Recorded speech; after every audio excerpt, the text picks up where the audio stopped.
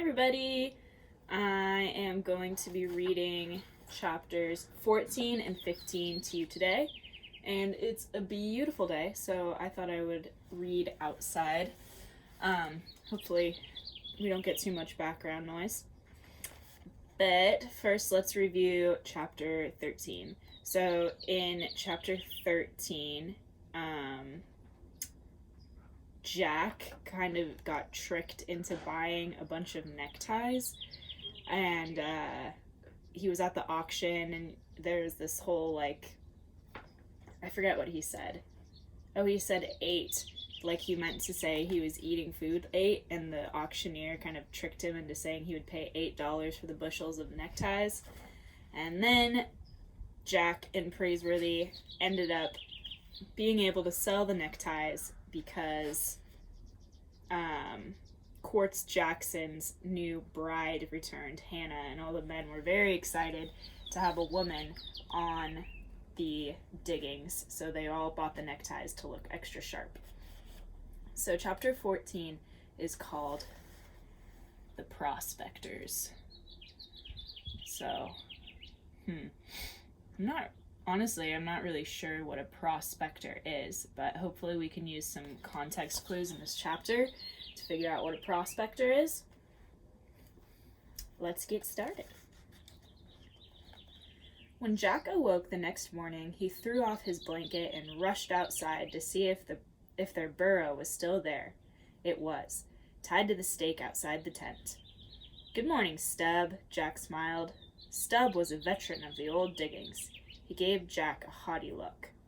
"Stub's a proud animal," the man had said when they bought him. "Sometimes he thinks he's a mule." The burro's head seemed almost as large as his hindquarters, and his dark ears stood up like the wings of a hawk. Jack liked him. So I think a burro must be an animal that's kind of like a donkey, like a small horse.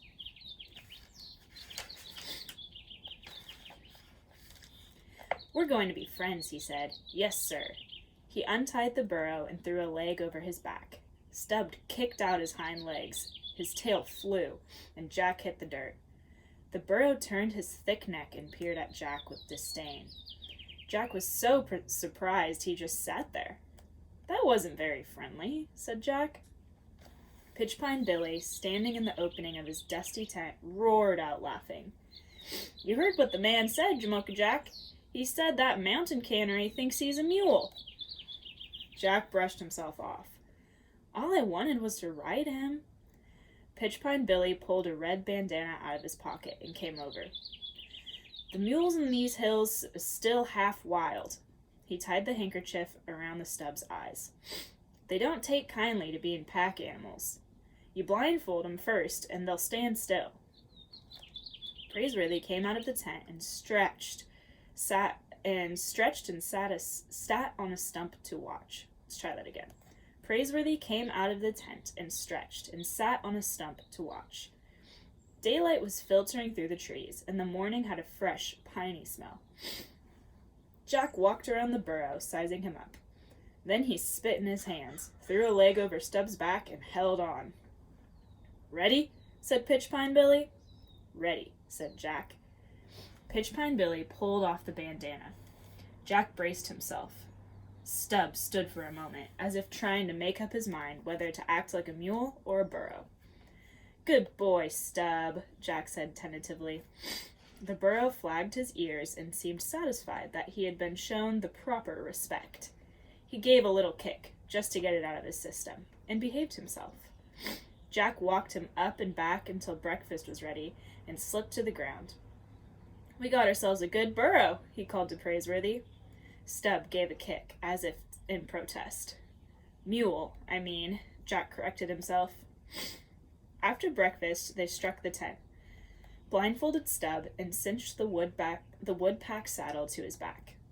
They loaded up their grub and supplies, slipped their pick and shovel through the pack ropes, and were ready to leave. Jimmy from town came over with Buffalo John, both still wearing their neckties from the night before. Pitchpine Billy gazed over at the diggings. Hangtown just wasn't the same with a lady in it. "Goodbye, gents," Praiseworthy said. I've I've a good mind to leave with you, scowled Pitchpine Billy. Other miners came over and took 5 minutes to get their goodbyes said. We'll be looking for you back come the middle of next month, said Buffalo John. You and the Mountain Ox. I'll be there, Praiseworthy said, taking the blindfold off Stubbs' face. Let's get going, partner. So, Buffalo John was just talking about how he is going to see Praiseworthy next month because a few chapters ago, Praiseworthy agreed to have a fight with someone named the Mountain Ox, and Praiseworthy said, I'll be there. Praiseworthy picked up their new squirrel gun, and Jack took Stubbs' rope. The squirrel gun wasn't what Jack had in mind, like a 4-shooter, but it would do. They'd be able to hunt a little game, and he supposed it would stand off an outlaw or two if they met up with any. In jackboots and red shirts, they began walking upstream, and soon the farewell shouts of their friends were lost in the trees. It was a fine morning to be going prospecting, but Jack found it hard to walk away from Pitchpine Billy and Jimmy from town, and even Buffalo John. Still, coming back would be even harder. Maybe the Mountain Ox isn't as big and terrible as they say he is, Jack murmured. Worse, no doubt, said Praiseworthy. He sounded positively light-hearted. Are you really going to come back and fight him? I gave my word, didn't I? Bare knuckle? Absolutely. Praiseworthy was not pleased that he had won his name and reputation because he had swung on a road gent with a weighted glove. Jack kept a grip on Stubbs' rope, and the animal followed with a clanging of drinking cups, coffee pot, gold pans, and empty tin cans. Jack had a sudden vision of his partner lying in the dust of the street, beaten and humiliated. Most of the miners are betting on the Mountain Ox, he muttered. Praiseworthy scratched through his whiskers. I know that, but I intend to beat him. With reading and writing? Exactly. Praiseworthy pushed the slouch hat back on his head. Miss Arabella once asked me to destroy a book she found in your grandfather's library. If I remember correctly, it was called The Gentleman's Book of Boxing, or The Fine Art of Fistcuffs, Explained and Illustrated. She was afraid it might fall into your hands, I suppose. I don't mind telling you that I didn't destroy it. I read it. I devoured it. Fascinating. I believe I could recite whole pages to you. Now it stands to reason the Mountain Ox has never read a book in his life. He's no doubt a mere brawler. Therefore, since I have outread him, I see no reason why I cannot outwit and outbox him. To be perfectly honest with you, I'm beginning to look forward to it. Oh, alright, I'm going to move my chair a little bit because the sun is in my eyes. Let's see if I can point that this way.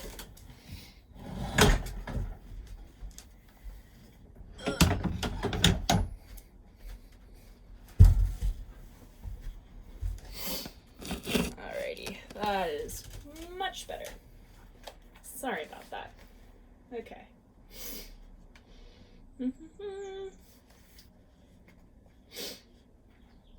So Praiseworthy was just telling Jack that he thinks he's going to win the fight because he read a book about boxing. So he seems to think he knows a lot about boxing, and that will help him. The two partners exchanged a glance and a smile and continued on their way. Jack put the Mountain Ox out of his mind. Do you want to carry our gun? Said Praiseworthy. I'd like to carry our gun, said Jack. He took it in the crook of his arm, while Praiseworthy led the burrow, and kept an eye out for rabbits, squirrels, savages, and outlaws. All they have to do now is find pay dirt. Alright, so the next chapter, chapter 15, is called The Man Who Couldn't Sit Down. And there's a bear, so I'm wondering if Jack and Praiseworthy are going to have a run-in with a bear. Let's find out. They pitched camp, and they broke camp. Day after day, they followed running water. They washed out prospects, scraped from behind rocks and boulders in the stream bed. So there's that word prospects again. So it says, I'll show you, prospects. So the sentence says, they washed out prospects, scraped from behind rocks and boulders in the stream bed. So since they're scraping it from behind rocks and boulders, I'm assuming that prospects are gold. Or I'm assuming it's gold. So prospector must be someone who's looking for gold. All right. When they found bits of color, they dug in. At times, Praiseworthy spent the entire day with his boots apart, swinging the pick in great arcs. Where the prospects looked good, they labored to follow the specks of gold to their source, which either disappeared or ended at someone's claim. Where the fleas were bad at night, they stuck a lit candle in the floor of the tent, and in the morning, Jack would count the visitors to see whose gold pan had trapped the most. He kept track. I'm ahead by 82 dead varmints, he announced at the end of the first week of prospecting. And I've got the live varmint bites to prove it, Praiseworthy answered, scratching his back. The days were long and hot. Yellow poppies had burst open on the hillsides like scatterings of fool's gold. Sometimes Jack would catch Praiseworthy gazing out over some distant view, as if it didn't matter if they ever got back to Boston. Smell that air, partner? Praiseworthy would say, as if mountain air had just been discovered. Pater eluded them, but the next bend in the river might make their fortune. They met other prospectors every day, and at times there seemed to be more pack mules and burros in the hills than jackrabbits. After supper one night, Praiseworthy and Jack sat around their coffee fire, and a miner came along on muleback. Have a cup, said Praiseworthy, smoking one of the long 9 cigars he had taken fancy to. Can't stop, said the miner, as if he had a mouthful of gravel. A bandana was tied around his face, and one cheek was swelled out. Got a powerful toothache. Much obliged, anyhow. Where are you heading? Over to Shirt-tail Camp. I hear they got a tooth extractor up there. Jack pricked up his ears. Praiseworthy lowered his eyebrows. Why do you think Jack and Praiseworthy are excited to hear that there's a tooth doctor? Do you remember? All right. So Jack said, would his name be Higgins? Doc Higgins, that's him. The miner gave his mule a small kick with his heels, and he was gone. Jack shook his head. I hope I don't get a toothache. No, sir. So if you remember, Cut-Eye Higgins is posing as a dentist right now. So I think they just located Cut-Eye Higgins and potentially the gold map. The imposter, Praiseworthy snapped. So that's where he ran off to. Cut-Eye Higgins, dentist of Shirt-tail Camp? No doubt he extracts teeth in gold pouches at the same time. The days passed in sweat and hard labor. The two partners kept on the move, looking for a claim to stake. They passed from ravine to ravine. The findings were slim. Still, Praiseworthy sang as he swung the pick, and Jack whistled a great deal. They got used to the sight of Digger Indians. The women in bright calico dresses would come to the edge of the stream to pan in tightly woven flat baskets. The gold fever had passed no one by. Oh, it ain't gold fever the Diggers has got, a prospector told them. The yellow stuff don't mean a thing to them. It's calico fever them ladies have got. And the men, they got serape fever and red rash fever. That's why they trade their dust for.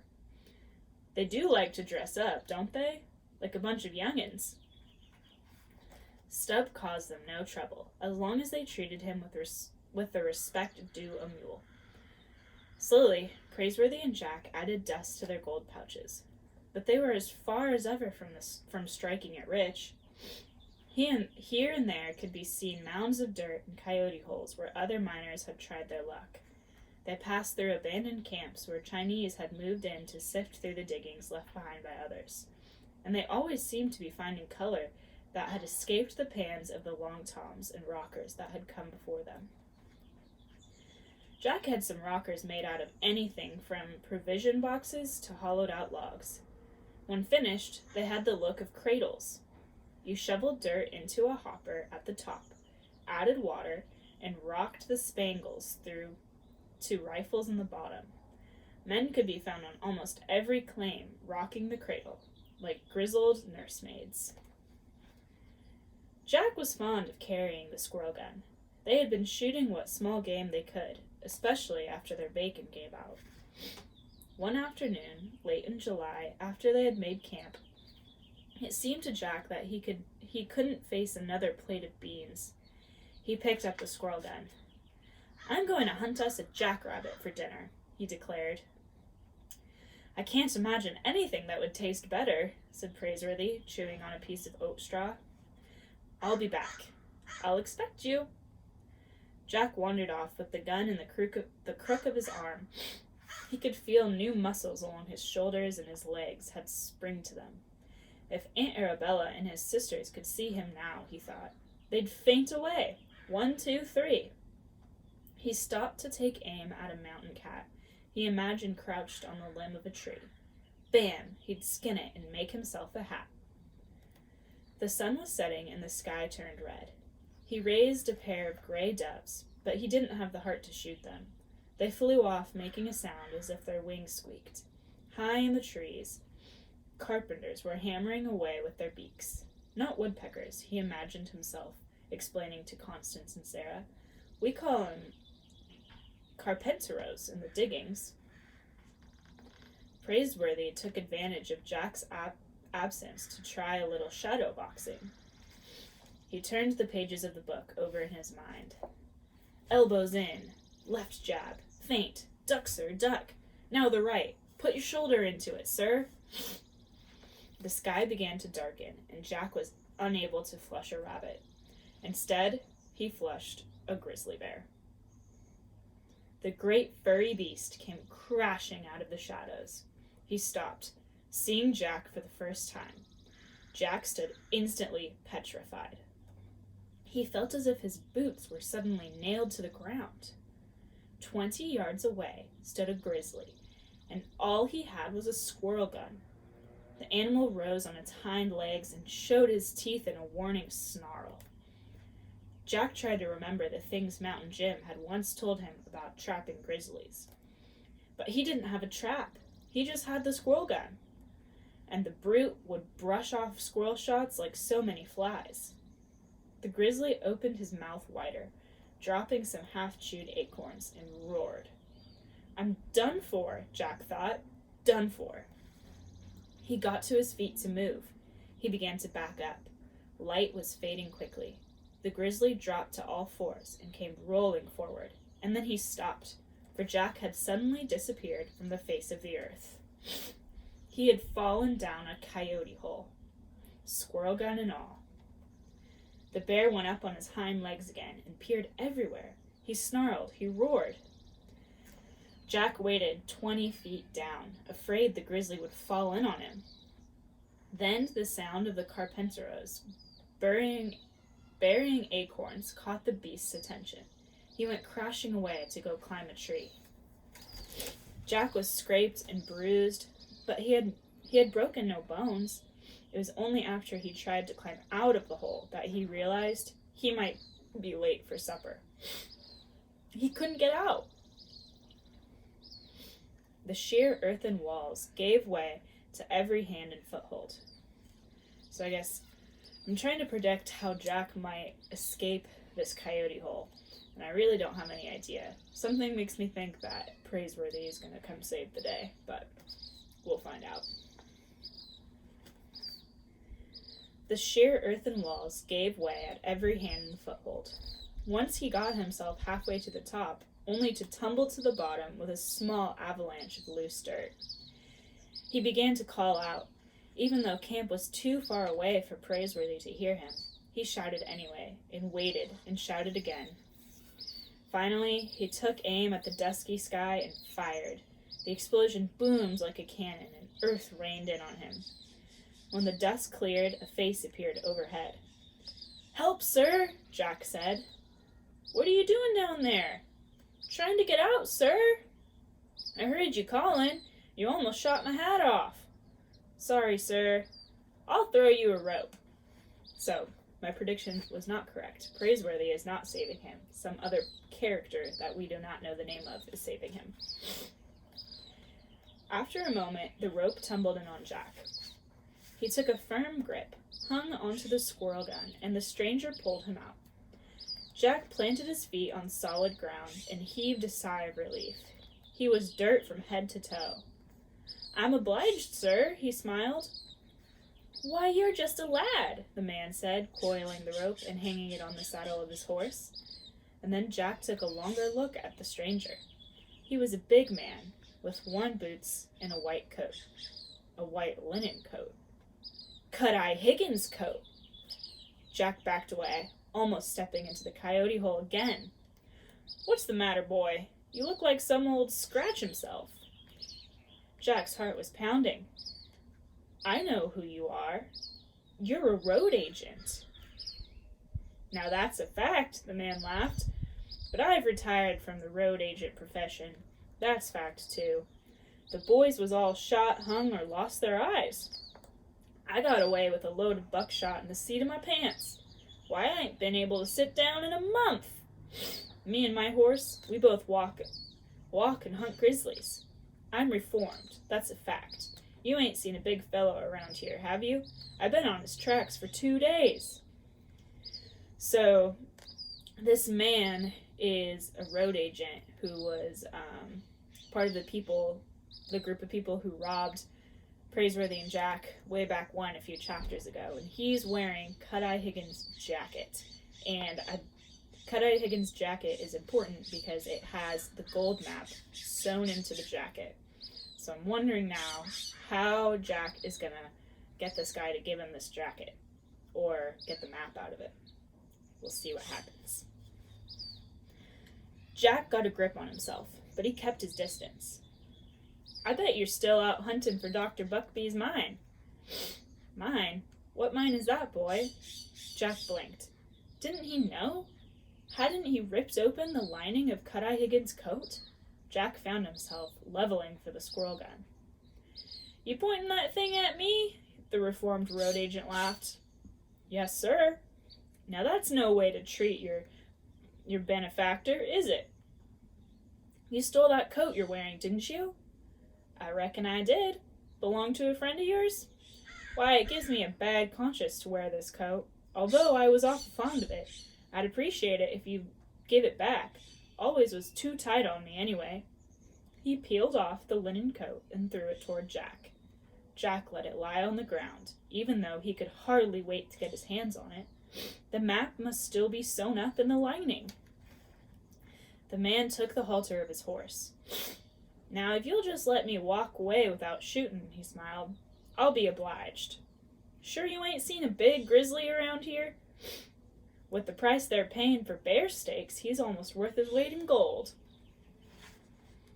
"He just left," said Jack. "Then I'll be going."